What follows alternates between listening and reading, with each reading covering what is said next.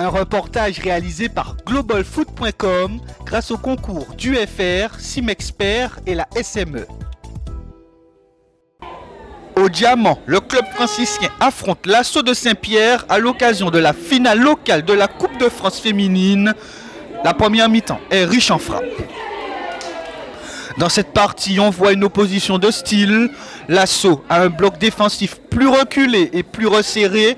Le club franciscain, lui, tente de jouer, de trouver les intervalles pour se créer des occasions, sans pourtant trouver le fond des filets. Les Pierrotines profitent des erreurs de leur adversaire pour être offensives.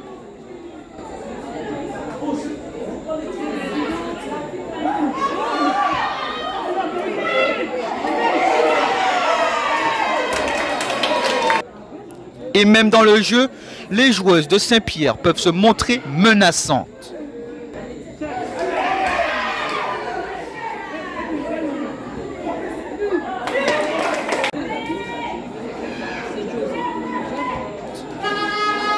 Malgré une solidité défensive durant les 30 premières minutes de jeu, à la 31e, l'Assaut encaisse un but et c'est Prisca Carin, l'attaquante du club franciscain, qui ouvre le score.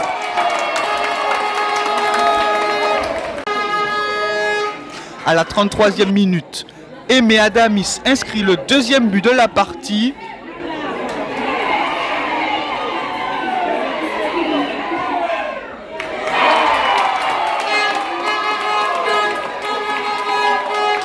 À la 37e minute de jeu, c'est cette fois-ci Lauriane Canevi qui plante le troisième but des franciscaines.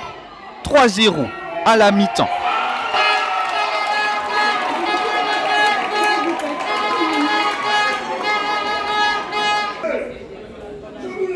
En seconde période, l'Assaut et Célia Grégoire pouvaient espérer beaucoup mieux sur cette action. À la 69e minute, Prisca Carin va bien servir Marjolaine Lery, entrée en jeu dans cette deuxième mi-temps. 4-0 pour le François, ici au Diamant.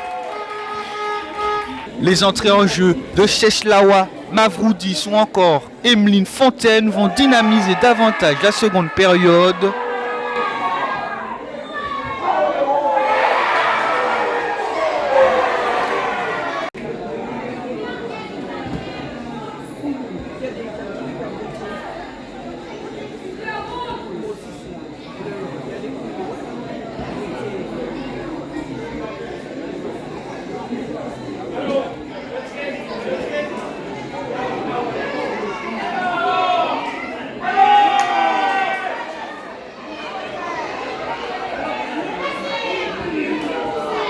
À la 80e minute, le club franciscain obtient un penalty, celui-ci marqué par l'internationale martiniquaise Prisca Carin, 5-0.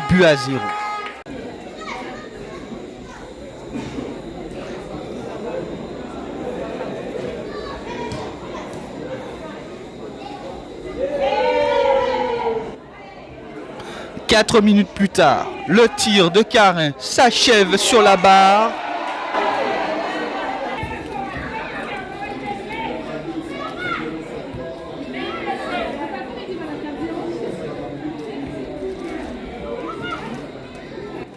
Mais à la 85e minute, l'attaquante franciscaine va inscrire son troisième but dans cette finale de Coupe de France zone Martinique. Le François remporte le match 6-0 contre l'Assaut de Saint-Pierre.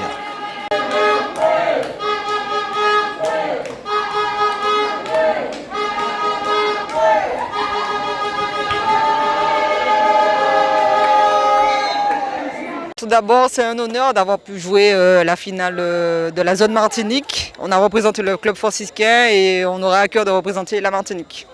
Une défaite, c'est jamais agréable. Nous l'avons perdu, c'est dommage. On a fait 30 minutes correctes. Ensuite, on a déjoué, on n'a pas fait ce qu'il fallait. Les 30 bonnes minutes, mais ça ne suffit pas devant le club franciscain.